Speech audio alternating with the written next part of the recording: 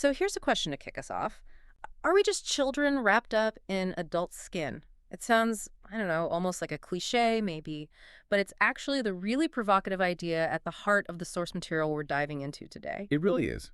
These excerpts titled The Shell, The Child, and the Return, they get into this idea that what we call adulthood, Hmm. well, it might be fundamentally unnatural. Unnatural, that's a strong word.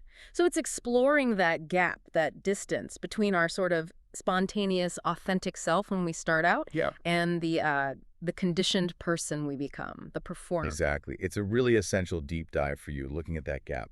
The sources suggest that time, Hmm. it doesn't necessarily mean real psychological growth, it just adds layers. Yeah. Projection. Layers of protection. Okay, let's unpack this then. Our mission today is really to dissect this concept of the two within. You've got the essential child and then this hardened An shell. exhausting shell, often. Right. And we need to figure out why so many different wisdom traditions, across the board seem to point back towards innocence. Why is that the goal, not more complexity? Is maturity really an evolution or is it more like a burden? Well, we probably have to start with that core conflict the sources lay out. The idea is the moment we shift from child to adult, we learn things like posture, tone, caution. Yeah. Learn the rules. You learn the rules. Yeah. And that layer, what they call the shell of maturity, composure, and caution, it's meant to shield us, Yeah. right, from the world being harsh. But the argument is it ends up being a kind of cage.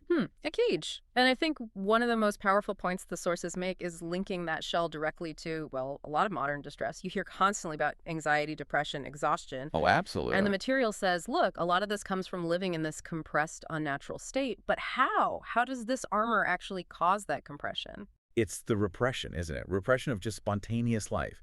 We were adulthood like armor. Okay, it stops you getting hurt maybe. But it also stops you moving.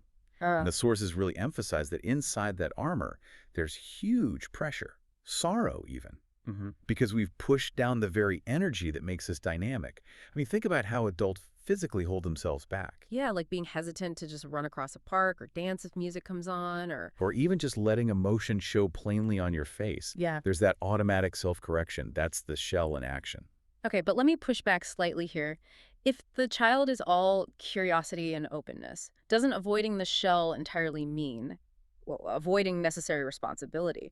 Does the source material talk about that line between just living spontaneously and, basic caution? It does, yeah, quite clearly, actually.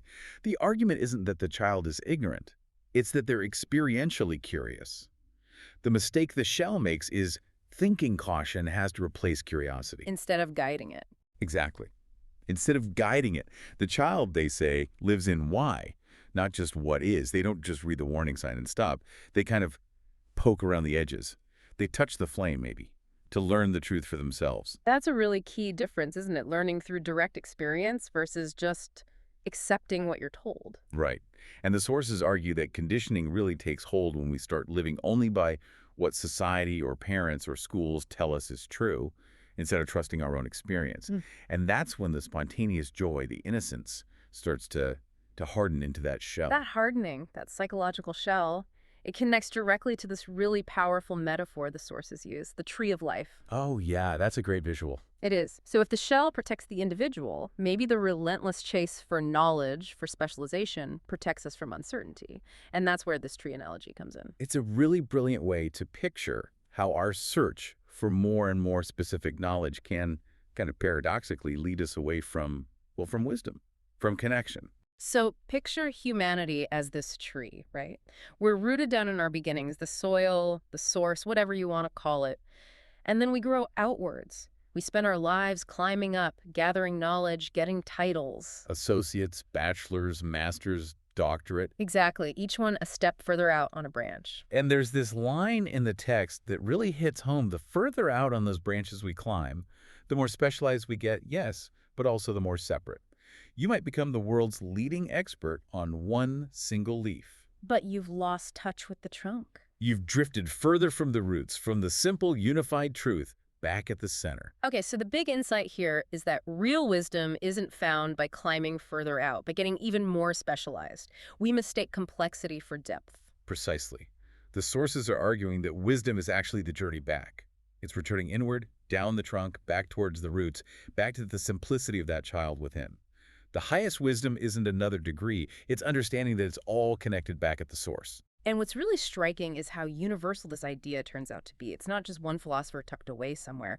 This theme of shedding complexity, returning to innocence, it pops up everywhere. It really does. Across so many different traditions, it suggests this is a fundamental human, maybe longing or drive. Like what? What examples do the sources give? Well, they connect some really powerful dots. Take Hinduism, for example. You look at the journey of Krishna through his 9 incarnations. It culminates in the highest self. And what's this highest self doing? Playing. Playing, dancing, playing the flute, embodying Leela, this idea of divine play. Spontaneous, not serious. Childlike, really. Wow. Okay. And then you contrast that maybe with Christianity. Well, the sources point straight to Matthew 18. It's incredibly direct. Unless you change and become like little children, you will never enter the kingdom of heaven. No room for interpretation there. Not really. It puts that childlike state, the innocence, the humility right at the center. It's the prerequisite for, ultimate understanding or reconciliation. But the sources also bring in the Gnostic Gospels, right? To add maybe a deeper intellectual layer. Yes, exactly. Texts like the Gospel of Thomas or Philip, they talk about returning to a state of wholeness that existed before division, before conditioning, before shame. That's the crucial bit. Wholeness before division. What does that actually mean, though, intellectually? It suggests a state before dualistic thinking took over. That framework we use to chop everything up, right, wrong, good, devil, us, them. The Gnostic view seems to be that the child represents the soul before it got broken up by these categories, before we learned judgment and fear. So adulthood, in that view, is just the accumulation of all those internal divisions we've learned. That seems to be the implication, yeah. Okay, so if that's the state of being, how does it look in action? How does that wholeness manifest? Well, the sources connect it beautifully to the Taoist masters. Lao Tzu famously described the true sage as being like a wise child. It's about being in total non-resistant harmony with the way things are, flowing. Which sounds a lot like Bruce Lee. Exactly. Be like water. It's become almost a catchphrase, but the sources remind us it's not just about fighting. It's a way of living without the shell. Also, Water just flows, doesn't fight obstacles, it finds a way around or through. It doesn't cling to one shape, it adapts. that adaptability, Yeah. that's the perfect parallel to the child's state, isn't it? The shell is brittle because it's rigid. But the child is resilient because they're fluid. They bend, they don't break as easily. The sources use that great example of a child learning to walk. Oh, that's powerful. Yeah. They fall down, 100 times more? Easily. And an adult wearing that shell might see the first fall or the 10th fall as failure. Proof of inadequacy, it triggers shame, maybe even giving up. But the child, they don't know failure in that sense. They certainly don't know shame about it. There's just flow. There's the urge to get up and try again. It's completely natural. Which suggests shame isn't innate. It's learned, it's part of the shell we build. A core component, the sources argue.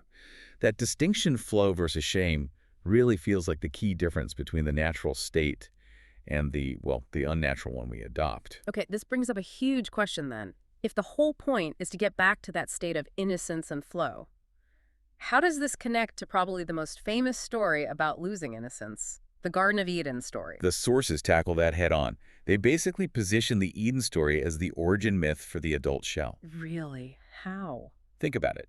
In the garden, Adam and Eve are portrayed as children. Innocent, unashamed, whole. They're living in that state of spontaneous flow, no need for judgment. Until the tree of knowledge. Precisely. Eating from that tree brought judgment. The knowledge of good and evil, right and wrong. Duality. And immediately, separation enters the picture. Guilt, fear. They become self-conscious adults, and they cover themselves. The shell appears the moment they internalize the ability to judge themselves and reality in this divided way. Wow. So the whole spiritual journey, or psychological journey, depending on how you look at it, it's about getting back to that state before the judgment, before the shell. That's the core argument. It's about reconciling the two within us.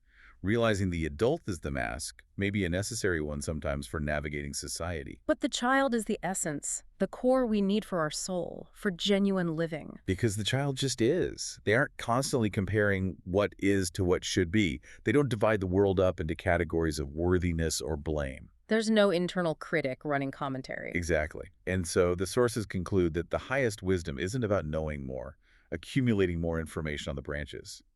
It's about unknowing, Unknowing. Yeah, letting go of the rigid categories, the judgments, the shell, returning to that pure, fluid, unguarded state we started with, becoming like water again. When you put it all together like that, the consistency across these different figures is pretty amazing. Jesus, Lao Tzu, Krishna, even Bruce Lee in his own way. They're all pointing towards the same fundamental truth, aren't they? That real wisdom lies in simplicity, in surrender, in that childlike presence, not in piling up more complexity or control. Yeah. And the final synthesis the source material offers is really quite profound. It suggests the journey leads to recognizing that ultimately there aren't really two within us, the adult and the child. There's only the child. And that essential, spontaneous, unjudging child, that's everything. That definitely gives us a lot to think about from this deep dive. We've seen how that drive towards what we call maturity can actually risk cutting us off from our core. Specialization leading to separation. Right, and how across so many different spiritual and philosophical paths, the real goal seems to be defined by this spontaneous, unjudging innocence. Flow. The source material leaves us with this image. Living in that recovered state means seeing, say, an old man and a newborn baby as equals, even seeing a dog as angelic. Because the judgment is gone. The categories dissolve. Which unlocks the divine in the everyday. So the question for you, listening, is maybe, what stands out to you about this difference between being curious, truly experientially curious, versus being conditioned? And perhaps, what small piece of that protective but maybe limiting shell, what small piece might you be willing to let go of, even just starting today,